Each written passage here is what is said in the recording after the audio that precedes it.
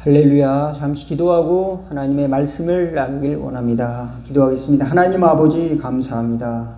저희들의 심령에 항상 하나님이 주시는 평안함과 또 믿음과 거룩한 마음을 더하여 주시옵소서. 그리스도의 은혜와 보혈의 공로를 힘입어서 하늘을 우러 기도할 수 있도록 또 엎드려 감사할 수 있는 저희들, 또 회개하며 이웃을 위해서 중보기도할 수 있는 저희들 될 수 있도록 힘 더하여 주옵소서. 또 명절을 당하여 이제 고향을 찾는 많은 사람들이 있습니다. 주님 도와주셔서 아버지 하나님, 저들이 가정들이 다인과 기도가 될 수 있도록 도와주시옵시고, 가정이 그리스도 안에서 하나가 되고 나아가 또 이 사회의 곳곳의 공동체들이 회복이 되는 역사들이 있어지도록 빛과 소금의 역할을 감당하는 성도들, 또 이 땅의 교회들 공동체들이 될 수 있도록, 가정들이 될 수 있도록 하나님이여 다시 새로워지도록 도와주시옵소서.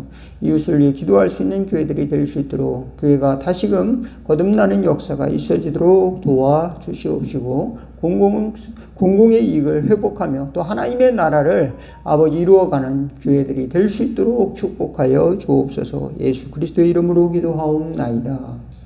아멘. 오늘 함께 은혜 나누실 하나님의 말씀은 요한복음 6장 60절에서 71절 교독하도록 하겠습니다. 제자 중 여럿이 듣고 말하되 이 말씀은 어렵도다 누가 들을 수 있느냐 한데,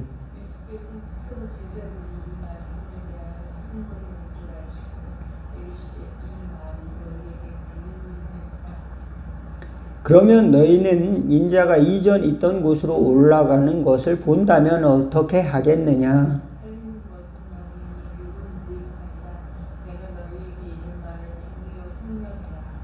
그러나 너희 중에 믿지 아니하는 자들이 있느니라 하시니, 이는 예수께서 믿지 아니하는 자들이 누구며 자기를 팔자가 누구인지 처음부터 아심이러라.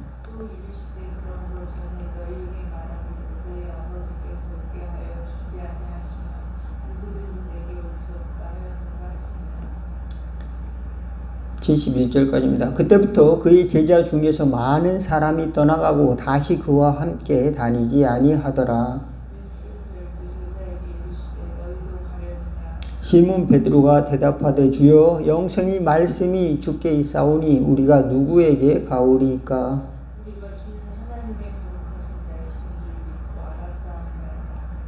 예수께서 대답하시되 내가 너희 12를 택하지 아니하였느냐? 그러나 너희 중에 한 사람은 마귀니라 하시니.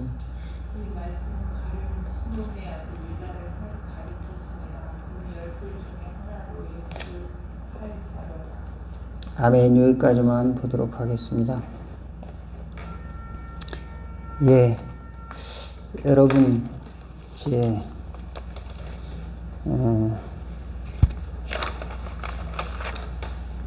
우리가 신앙생활 하면서 때로는 내가 왜 신앙생활 하는가, 어떻게 믿음을 갖게 되었는가를 자세히 이렇게 들여다보지 못하고 이제 그저 상황이 그렇게 돼서 신앙생활 하는 거다 이렇게 쉽게 생각하는 경향들이 종종 있는 것 같습니다. 그래서 나의 목적을 잃어버리고 또 어떤 처지 속으로 들어가는 거죠. 상황 속으로. 그래서 어렸을 때부터 다녔으니까, 또 학생들은 이제 학교를 가잖아요. 그러면 이제 학교 가면은 이제 어떤 꿈을 가지고 내가 학교를 나와서 또는 이런 일을 해보고 싶다. 내 학교 다니는 동안 이런 걸 공부해보고 싶다. 이런 이제 비전, 또 앞으로 어떤 일을 해보고 싶다. 이런 마음을, 꿈을 품고, 또 구체적으로 내가 어떤 점수를 얻어서 어떤 대학에 어떤 과를 들어가야 되겠다. 이런 이제 계획을 갖고 있는 자들도 있지만, 어떤 학생들은 아침에 일어나니까 안 가면 혼나고 학교에, 그래서 그냥 끌려서 학교 가는 경우도 종종 있는 것 같아요. 그래서 그렇습니다. 교회는 어떤가요? 교회는 여러분, 부모님이 교회를 가자고 그러니까 억지로 끌려가지고 자녀들이 그저 나오는 경우가 있을까요? 있을까요? 예. 예, 있어요. 또 아내 때문에 끌려서 교회 나오는 남자들도 있습니다. 거꾸로 이제 자녀들이 부모님 구원시켜야 된다고 그래 이제 그렇게 사정을 하고 그렇게 함으로써 그래 한번 가주지 뭐. 그렇지만 그렇다고 내가 변화될 것이냐 하면서 이제 교회 한번 나가는 경우도 이제 가정의 평화를 위해서 신앙생활을 하는 경우도 종종 있는 것입니다. 또 여러 가지, 또 어떤 사람은 예수님을 만났어요. 예수님을 만나서 그 감격 때문에 또 내가 주일날 꼭 예배를 드려야만 하는 동기가 외부에서 발생되는 것이 아니라 자기 안에서 하나님이 주시는 믿음의 동기를 발견한 사람들이 있습니다. 예, 그래서 저 같은 경우도 누가 야, 너 목사가 돼 이렇게 하라고 해서 할 수 있는 사람이 아니에요. 저 같은 사람은 제 뜻대로 하는 사람이라 누가 시켜서 하면 아주 싫어하는 사람입니다. 그렇습니다.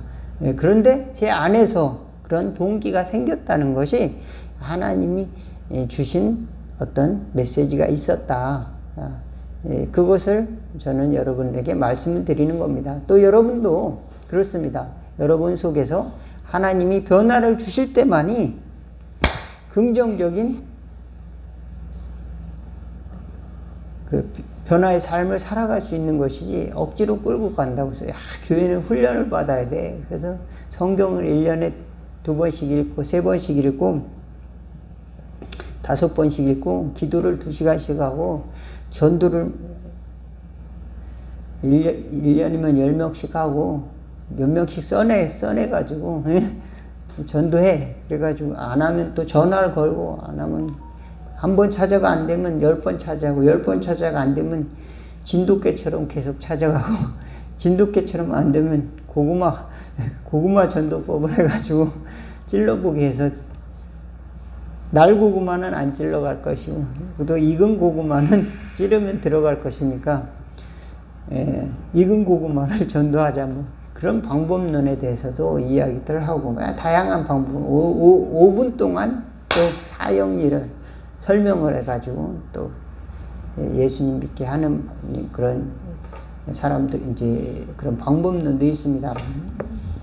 어느 것이거든 중요한 것은 그 사람 속에 그런 동기를 하나님이 주셔야 가능하다. 누가 그런 것들을 너 이거 해야 된다 그래가지고 질질 끌려가는 그런 거는 신앙적이지 않다. 신앙적이지 않다. 여러분 저는 어렸을 때 이제 국민교육헌장이라고 제 때는 없어졌어요. 저희 때는 없어졌는데 저희 선배 때만 해도 그게 있었습니다. 그게 학교에 보면은 교과서 앞에 교육헌장이 딱 있었어요. 헌장이라고 하는 거는 강제력과 구속력은 없어요. 그걸 한다고 그래서 이제 감옥에 안 한다고 해서 감옥에 가거나 형벌을 받거나 그러진 않는데 일종의 규약 같은 겁니다. 야, 이렇게 하자. 그래서 우리는 이제 거기서부터 정체성을 만들어가는 거죠. 좋은 말이 많이 쓰여졌습니다. 민족 중흥의 역사적 사명을 띠고 이 땅에 태어났다. 조상의 빛나를 오늘의 때 살려 안으로 자주 독립의 자세를 확립하고 밖으로 인류 공영에 이바지할 때이다. 그 다음에 뭡니까? 그런 식으로 얘기했죠. 그래서 뭐 줄기찬 노력으로 새 역사를 창조하자. 거기까지. 새 역사를 창조하자. 그래서 거기에는 이제 여러 가지 단점들도 있는데 좋은 말도 상당히 많아요. 이제 거기에는 이제 국가주의라고 하는 그런 국가가 그 하나의 이상이다. 국가의 이상 그런 것들을 국가가 먼저입니다. 그러니까 이제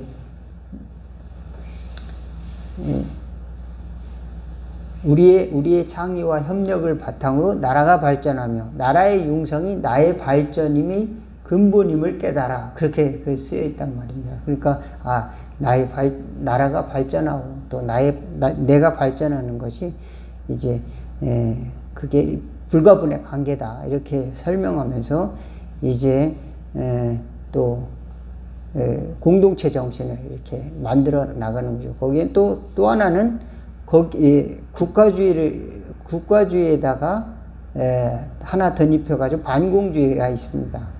반공, 애국, 애족. 반공에는 또 나라를 사랑하고 또 민족을 사랑하고 또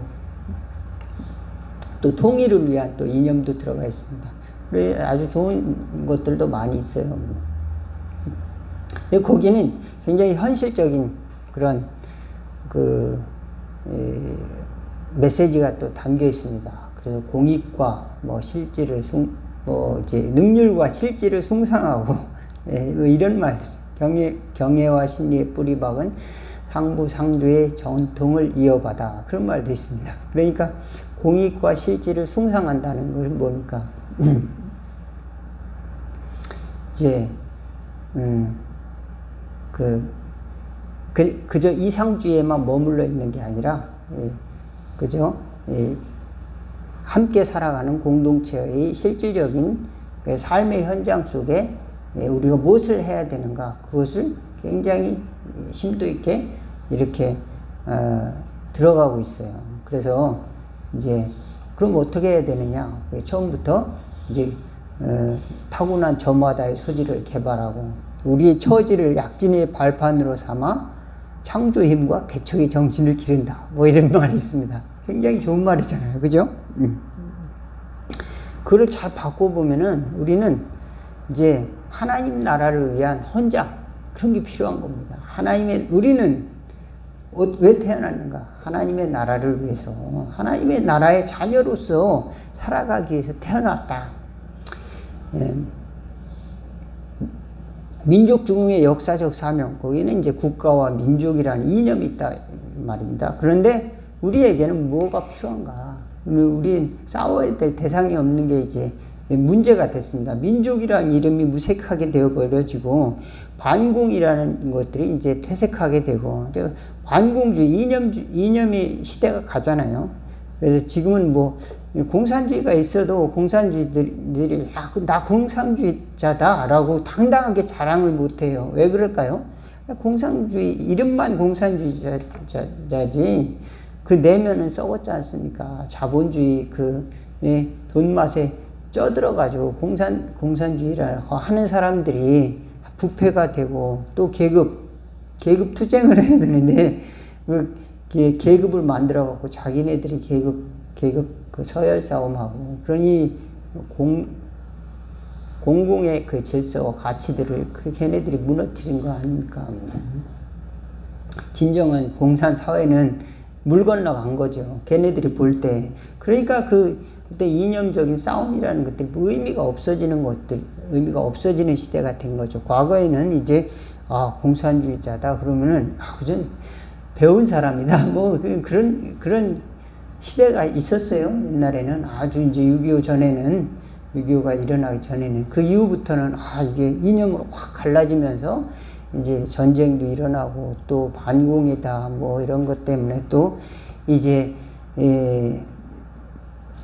간첩을 잡아 넣어야 된다 그런 것도 있었는데 우리가 추구해야 될 것은 그런 것이 아니라, 눈에 보이는 것이 아니라 이제 당장 하나님이 부르신 하나님의 나라의 일이 있다는 겁니다. 그래서 예수님이 가만히 보니까 자기를 따라온 사람들은 영생을 갈망하지 않더라는 겁니다. 가만히 보니까 떡을 먹고 배부른 까닭에 자기를 따라왔다 그랬습니다. 그러니까 요즘 말로 말하면 먹사니즘이죠. 먹고 사는데 급급해가지고 예수님을 따라왔어요. 왜냐? 예수님은 오병이어를 일으켰기 때문에 그렇습니다. 오병이어는 얼마나 위대한 일입니까? 보리떡 5개와 생선 2마리 해가지고 5,000명을 먹이고 남았으니까 이분이야말로 메시아죠. 그렇지만 예수님은 전혀 다른 해석을 하고 있어요. 야, 영생의 떡을 먹어. 영생의 물을 마셔. 그건 내 살과 내 피야. 내 희생이야. 그거는 하나님이 주신 영생의 빵이야. 영생의 생명이야. 나의 십자가의 희생은 하나님이 주신 세상을 위한 선물이야. 여러분은 십자가의 순종, 거기서 예수님의 하나님의 아들을 보고 하나님의 자녀로 살아가야 돼. 영원한 생명을 믿어야 돼. 발견해야 돼. 이제 하루 먹고 또 목마르고 한 번 물 마시고 목마르고 땅의 것만 바라보면서 살다가 죽을 것이 아니라 영생의 가치를 알고 자유를 얻어. 참된 자유를. 예수님이 그걸 말하니까 미쳤나 이래서 어떻게 자기 살을 찢어가지고 나한테 준다고 그러고 어째 이상하다. 어떻게 자기 피를 아이에게 준다고 말하지? 이게 무슨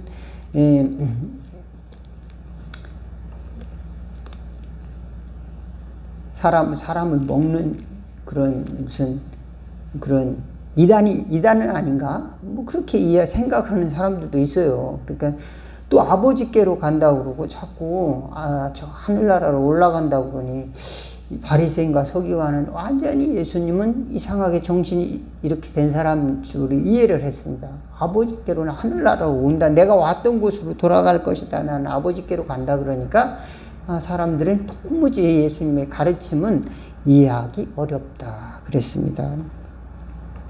그래서 많은 사람들이 너희가 나를 따르는 것은 떡을 먹고 배부른 까닭이다. 기적을 보지 못하면 너희가 믿지 않는구나 라고 일가를 하니까 그것을 따른 사람들이 찔렸는지 많이 떠나갔어요.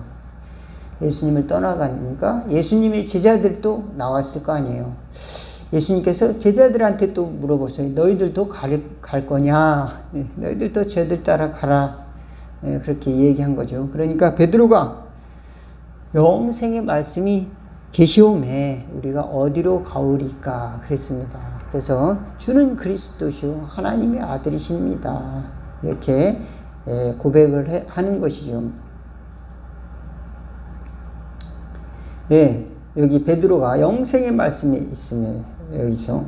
68, 69 같이 한번 읽어보겠습니다. 시작. 시몬 베드로가 대답하되 주여 영생의 말씀이 주께 있사오니 우리가 누구에게 가오리까? 우리가 주는 하나님의 거룩하신 자인 줄 믿고 알았사옵나이다. 우리는 그러니까 하나님의 말씀을 붙들고 순종하고 또 하나님의 은혜 안에서 영원한 생명을 찾고자 이제 믿음을 구하는 겁니다. 그래서 예수님의 가르침을 믿고 또 하나님의 나라를 구하는 이 마음으로 신앙생활을 하는 것인데, 그래서 하나님의 나라가 이루어지고 또 하나님의 나라를 이제 경험하고 또 나가서 이제 그 나라의 통치는 뭡니까? 하나님의 방법대로, 하나님의 뜻대로 하는 그런 것이죠.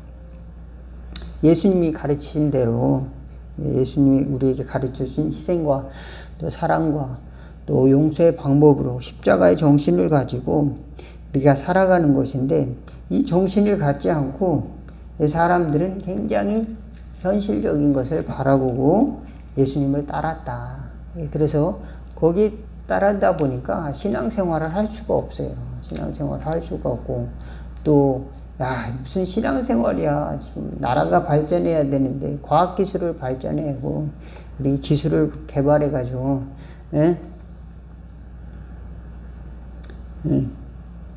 타고난 저마다의 소질을 개발하고 또 학문과 기술을 배우고 익히며 이제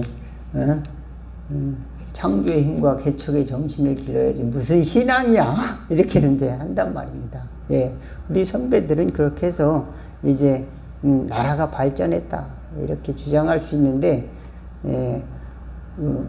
신앙적인 말씀을 드리자면 이 모든 창조라고 하는 것은 하나님으로부터 주신 선물이다. 하나님이 은혜만이 우리로 하여금 창조의 가능성을 살릴 수 있도록 하나님이 주시는 것이다. 하나님의 말씀, 요한복음의 로고스라는 말이 거기에 우리에게 하나님이 주시는 그 다양한 각도의 하나님의 메시지를 품고 있어요. 거기에는 법도 들어가 있고 언어도 들어가 있고 논리도 들어가 있고 수학도 들어가 있고 하나님이 부르신 모든 이제 그런 수집도 들어가 있고 관계 안에서 이루어진 모든 그런 가치들도 들어가 있는 것이 로고스다. 말씀이다. 그냥 말은 그냥 말만 잘하네. 이게 하나님이 말이 아니라 그 안에는 힘이 있다 이 말은 빛이 있단 말입니다. 그 빛 속으로 우리를 초대하고 계시다. 그래서 그런데 사람들은 단순하게 그 빛을 보지 못하고 그냥 말의 끄트머리 속에서 빗나갔단 말입니다. 나는 3일 만에 부활할 거야. 다시 살아날 거야. 죽었다가 살아날 거야. 어떻게 죽은 다음에 살아날까? 그러니까 하나님은 죽은 자도 살리고 또 영원한 생명을 하나님이 주신다고 그랬다. 다윗을 통해서 말한 것과 같이 하나님의 사람은 썩음을 당하지 않을 것이다. 그런 것이 이루어질 것이라는 것이 또 오늘날 그런 것을 말하는 거구나. 이렇게 믿을 수가 있는데 또 이제 그런 것을 생각을 못하는 거죠. 그리고 아버지께로 간다. 천국이나 뭐 이런 것들을 이제 부활이나 이런 걸 유대인들이 믿지를 못하고 천국 자체를 그냥 현실에서 행복하고 현실 속에서 천국이 이루어지는 것 그런 정도로만의 천국을 이제 생각을 했던 사람들이 많았다고 그래요. 그래서 바리새인들은 이제 부활이 있다고 또 이제 사두개인들은 부활이 없다고 부활에 대한 논쟁도 있습니다. 어떤 사람들은 이제 부활도 있고 어떤 사람들은 그걸 생각을 못하는 사람도 있었다. 여러분에게는 어떤 동기를 가지고 믿음의 생활을 하고 또 예수님을 따라가나요? 어떤 사람들은 예수님을 믿으면은 나도 한 자리 할 수 있지 않을까? 예수님의 오른편에 앉지 않을까? 이렇게 지금 생각해 보면 기독교가 많이 이렇게 일어날 때는 또 누구나도 나도 경제적으로 나도 교회에서 목사가 돼야지 이랬던 것 같아요. 많은 사람들이. 저희 때만 해도 제가 고등학교 다닐 때 이제 신학대학교 이게 12반이 있었습니다. 54명이 12반이니까 한 학년이 600명 정도가 되는 거죠. 600명 정도고, 그러니까 3학년이니까 1800명 정도 학생이 고등학교에서 다녔어요. 학교 1800명 중에 3명이 신학대학교 갔어요. 3명이.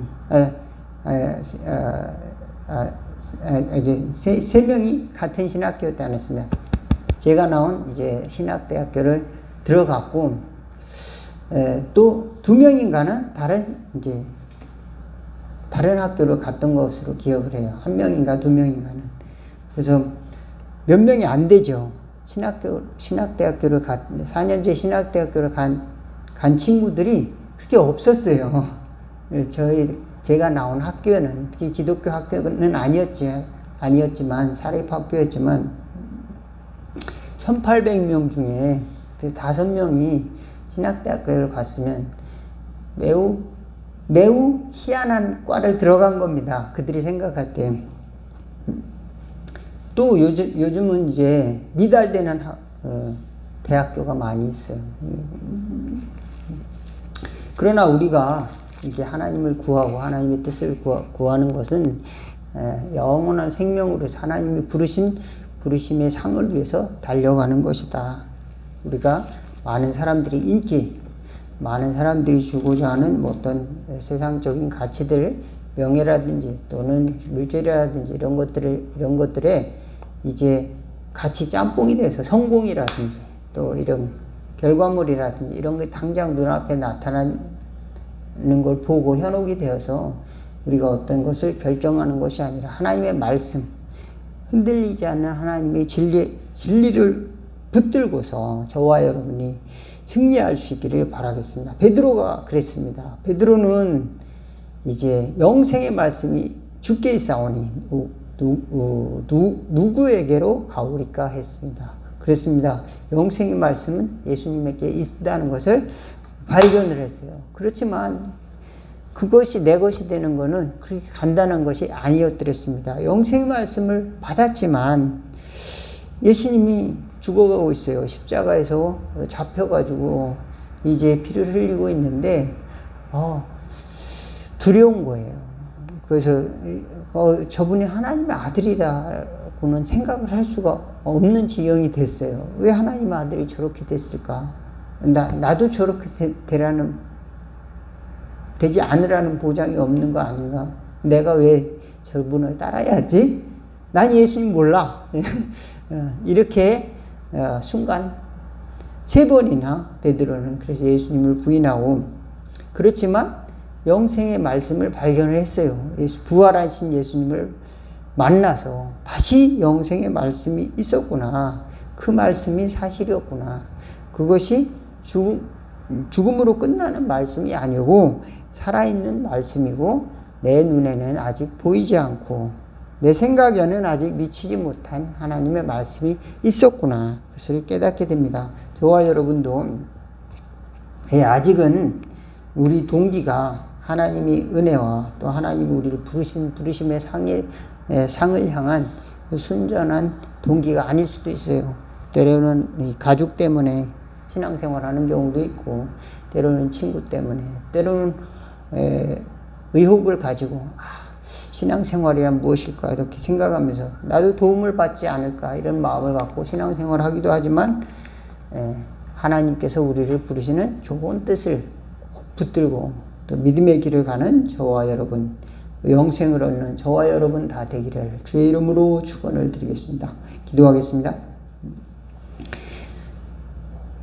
주 예수를 믿으라. 그리하면 너와 내 집이 구원을 얻으리라 말씀하셨나이다. 우리가 믿음을 떠나서 어디로 갈 수 있겠습니까? 하나님의 말씀을 떠나서 또 어디로 갈 수가 있겠습니까?